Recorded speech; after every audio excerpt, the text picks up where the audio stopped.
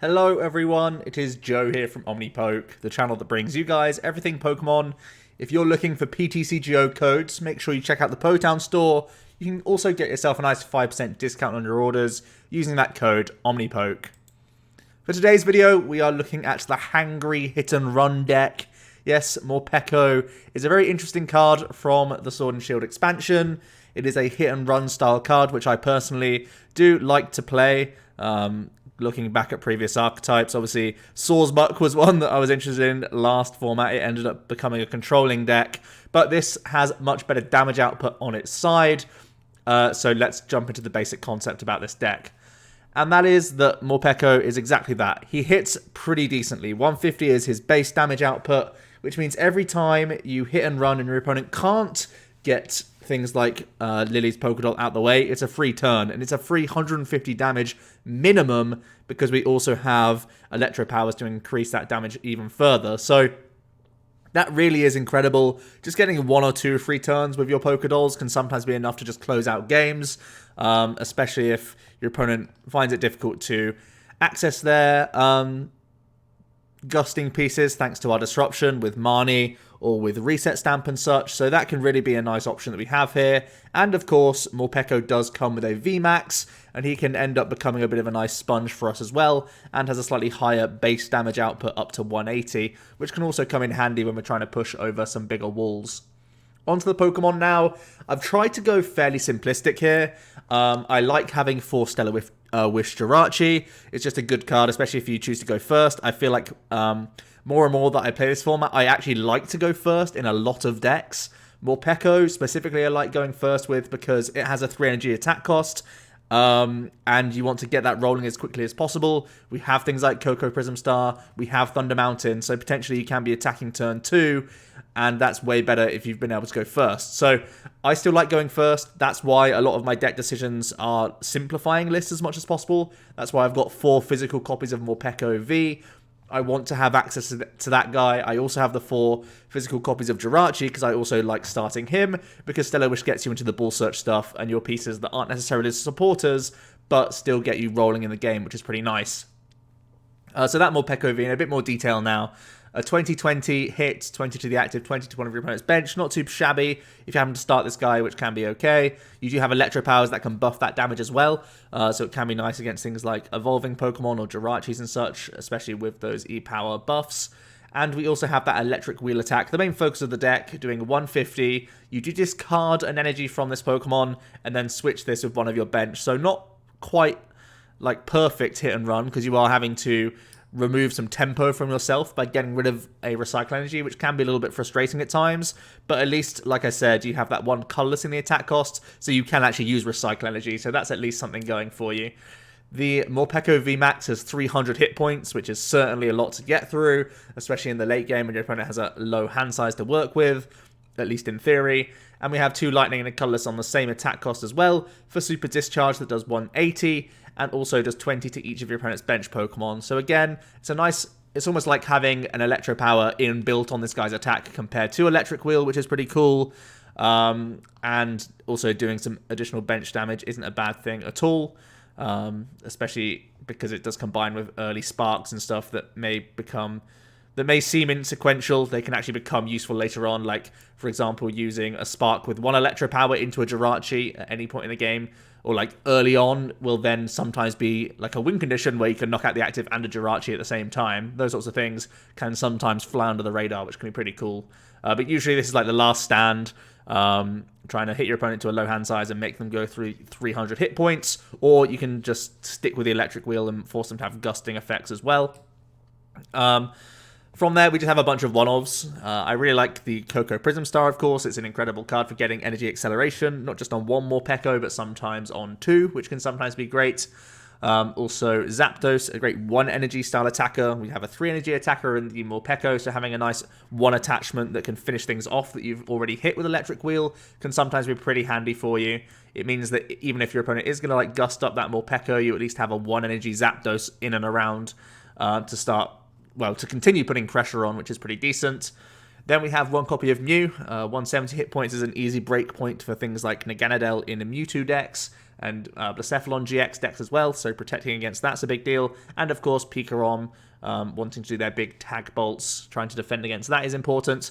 I have one copy of Shadowbox Mimikyu in here as well, as we are predominantly a 2-hit KO style deck. Trying to shut down Mewtwo is going to be pretty nice here. I think Mewtwo is certainly a strong archetype in the format. This deck really doesn't appreciate being hit with things like Trevnoir, because our draw engine mainly comes from like Stellar Wish and not much else. So shadowboxing to make life more awkward for Mewtwo seems like value in my book.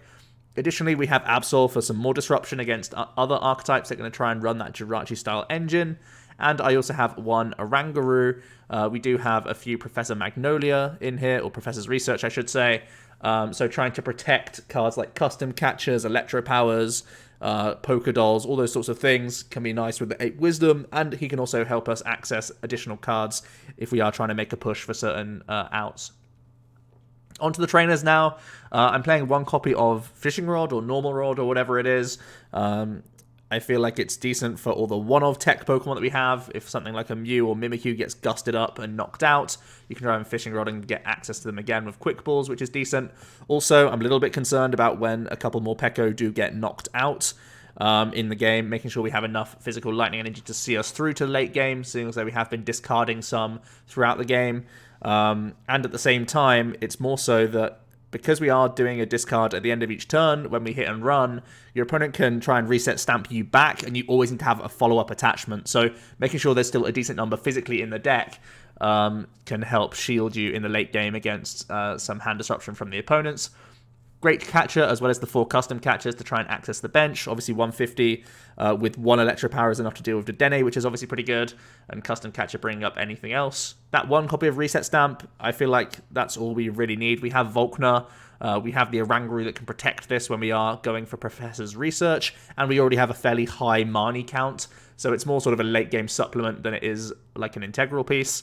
1 Pokecom kind of fills a similar role. We can quick ball everything in the deck, but the Pokecom's an additional option just for extra search, and it's the only way that we can actually grab our Morpeko V, but it is a vulnerable target, this 1 Pokecom, so do bear that in mind. I could certainly see more Pokecoms being worked into the list as well, though, but at the moment I'm just at the very basic high counts of the good Pokemon and the one-ofs of the tech Pokemon, really. 2 copies of Switch and 2 board to accommodate this Jirachi engine, and then we have the all-important 4-ofs. Quick Ball gets all of our guys out. We have the 4 Lillie's Pokédoll. These are obviously the best things to pivot into when we are hitting and running. The 4 Electropowers to increase our damage output. And there's customs that I've already mentioned for gusting. Only playing 1 stadium right now, and that is that Thunder Mountain Prism Star. It can be a little bit awkward when you're up against Swell-based decks. That you may not be able to jam this. So it's a bit awkward sometimes, but there are plenty of matches where he's still just a phenomenal card in the deck. You could also consider adding in additional stadiums, but I'll get onto that in the tech options later on. Also, as a Pokemon option, you could think about having the Marshadow, the Reset Hole Marshadow, to sort of give yourself more opportunity to use the Thunder Mountain. But for now, we're just going to play the one-off stadium. For supporters, I am playing 1 copy of the new Bede. You can attach a basic energy card from your hand to one of your benched Pokemon. That's another reason why I like having the Fishing Rod, actually, just to make this more live throughout the entire game. I am a little bit concerned about hammers going into certain Zacian-based builds. Some more defensive builds certainly can be playing Crushing Hammers, which really can slow us down. Additionally, if you're just up against decks that have very good gusting, for example, Ninetales-based builds, this Bede could come in really important so that we can get our next Morpeko ready to go. From there, we have 3 of all the other supporters. This is really because I haven't had enough testing to know which one is like straight up the best of the lot. So I can certainly see like a 4-3-2 line in the direction of the best supporter, like possibly a 4th Volkner or possibly a 4th Professor's Research, whichever one comes up trumps, really. But they all seem to have really good purposes. Volkner obviously giving us access to energy cards, which are really integral, as well as getting us dolls, Electropowers, custom catchers. As you all know, with Pikarom, this is an excellent supporter for lightning-style decks. Those 3 Marnies are in here for hand disruption, and we still have Professor's Research because simply dump and draw 7 is usually excellent. And we have the space on board to fit an Oranguru, so you can mitigate its usual downside quite a bit and still have access to just a lot of cards each turn. So I like having a 3-3-3 right now just because I'm still sort of up in the air of which one I like the most. I value the Marnie for disruption, especially because we want people to miss custom catches every single turn. Magnolia and Volkner obviously serve their purposes as well, so let me know which ones you prefer as the 4-of copy, if any. Onto the energy, 2 copies of Recycle Energy, just so that we can keep recovering these and mitigating the awkwardness of that Morpeko just a little bit and making sure we always have a follow-up attachment. And 8 Lightning Energy. Hopefully it's got decent synergy with things like Quick Ball that we have in the list, so we can get a couple in the discard pile for Tapu Koko, or with the Professor's Research again, that can be pretty handy. Also, it's enough to find with things like Volkner and whatnot. We, once again, do have that fishing rod to try and recover these, if need be, to make sure we have enough going throughout the entire game. But it's plenty to access early on in the game, which is really important because, like I keep saying, we have a pretty expensive attack cost overall. Here is the full list. It's also going to be in the description below as always, but do take note if you want to try and proxy this up. For tech options, there's a few different directions I've seen other builds of Morpeko going.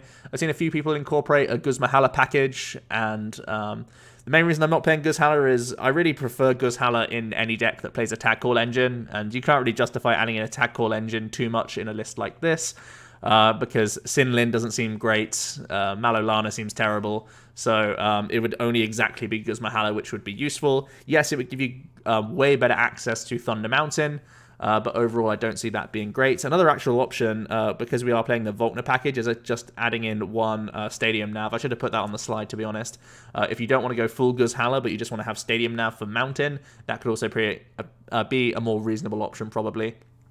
But that said, if you do want to go more down the Guzmahala route, you can think about things like Memory Energy, possibly a second copy of the Morpeko VMAX, so that you are doing hit and run on a 300 hit point Pokemon, which is way more tanky. And Viridian Forest, I've already mentioned, could be a potentially good stadium. It can get energies in the discard pile and them back into your hand. Again, it can be a nice stamp-proofing style card, because if they are going to stamp you or Marnie you, you need to make sure you keep having energy attachments every single turn of the game, and a Forest being in play can make that a little bit easier for you. I have seen a few other builds of Morpeko also adding in cards like Lucky Egg and Rosa to recover when things are knocked out. Obviously, you can put the Lucky Eggs on your Morpekos. You can also just Rosa after things like the Pokédolls get knocked out, so there is genuine value there. The reason why I'm not playing Rosa is Volkner is so close to Rosa, and Volkner is usable throughout the entire game, so I feel like that just outweighs Rosa, but potentially eating into that Volkner count for like 1 or 2 Rosa wouldn't be a bad thing. There's plenty other attackers you could think about for the Lightning archetypes, as we've seen with Pikarom being absolutely excellent. Choo-Choo naturally has its GX attack that already runs to the bench, so it has decent synergy here, and Tandem Shock paralyzing things can also be pretty decent, seeing as though, once again, we also have synergy as a 2-hit KO style deck a lot of the time, so both these attacks are obviously pretty reasonable. Zeraora GX can provide some additional freedom of movement for us, which can be nice, and also it has that full voltage GX attack as a great way to recover energies. For a while I was thinking about having the Zeraora over the Rod, but overall, the Zeraora is just so easy to gust up with great catches and stuff in the format. It does make me a little bit concerned when we're trying to be a prize denial deck overall. Tapu Koko V is another good card. That's the main reason why I'm not adding him into the list either, because he would be a 200 hit point Pokemon just in the active swinging with Thunderous Bolt, and I don't think his damage output is that much better than something like a Morpeko VMAX, which I think serves other purposes in the list throughout. Spike Draw can be a little bit helpful at times, of course, and I'm not saying Koko V is a bad card by any means. You could certainly squeeze him in as a 1 count, but I don't think he has like natural synergy with Morpeko, especially because you could be powering up one of those instead of the Koko V. Same could be said for things like the Zeraora. The Zeraora has multi-purpose, and the Choo-Choo is basically like playing a Morpeko V. It has a decent amount of hit points and can still do hit and run shenanigans and stuff. So those are all things to think about. Also adding in things like Dedenne. I've even seen things like Oranguru GX be worked into certain lists, just to have more sort of bounce back ability, because we always need to have a decent hand size to work off of, to at least have manual attachments and everything else we want to find. You know, your next doll, for example, always going to be an important thing to get. So making sure you have decent turn 1 options, as well as late game pushes, could be reasonable with things like Dedenne or Oranguru GX as well. For the matchup overview, I'm a little bit concerned about the ADP builds. Classic ADP, new ADP, whatever you want. As long as they have that GX attack, life is going to get awkward for you because, 170 hit points is no number at all, really, in the eyes of an ADP deck. And they usually are playing custom catchers and Fione, so those things can be pretty rough for you. Florges and Birds will both be pretty awkward. Obviously, Bird Control could also take the face of Cincino Control now as well in the new format. Those sorts of archetypes will probably have a field day against you because we have very expensive attack costs and they play a bunch of hammers. And in the case of Florges, we're limited to just the custom catchers, not playing Fione. That's obviously going to be pretty awkward for us. And although I do have a decent amount of Marnies and stuff, I feel like they will be able to play around you for the most part. I think Ability Zard and the Welder build of Max Lax could also end up being awkward, just because they are both Ninetales based decks. They have great access to Gusting, so even though we are hand disrupting them, especially because we only play one Stadium to bounce, they will usually have a Hearth in play developed. They can just Ninetales up your guys over and over again. And again, at 170, not really a problem for Snorlax or for any Ability Zard attacker, really. So they'll be able to start churning through you pretty happily. And I also think the sort of Rogue Gengar Wob style Psychic attacker deck will also be a challenge for you, just because our raw damage output is quite low, so it sort of tends towards their healing approach. They're going to undo a lot of the damage that we do, and once they've worked through all of our dolls, we're just left with physical Pokemon that we have to feed feed their deck in order to take prize cards. So I think that could end up being a challenge for this deck as well, if it's actually going to be a deck at all. On to the closing thoughts. My biggest concern is ADP, to be honest. ADP and Ninetales, really. Ninetales has easy Gust. ADP also seems a big issue just because they make so much out of their Gust. They just need to knock out 2 Morpekos, which is not a huge challenge for these decks. And at the same time, a lot of Zacian lists, they're playing Crushing Hammers. Sometimes it's just Zacian Luke Metal, sometimes it's ADP Zacian, and they will play Crushings on top of the fact that they have that GX attack available. So that's all pretty rough for me. I also think that just in general, I've already said it a few times throughout the video, but it can be frustrating to keep returning this Recycle Energy back to your hand because you just become vulnerable to Stamp and Hammers and stuff. So that's the only thing holding me back from thinking Morpeko is going to be a really, really good archetype. But at the same time, buying 2 turns, giving you like 300 damage is pretty good overall. That's a lot of damage that you can get for free against people, and it could be enough to push you ahead. So let me know what you guys think about the hangry hit and run style deck. Are you going to be rocking it? Are there any other tech Pokemon that you like to play? I'll hear it all down below. Thanks so much for watching, guys, and I'll be back tomorrow with another video. Cheers.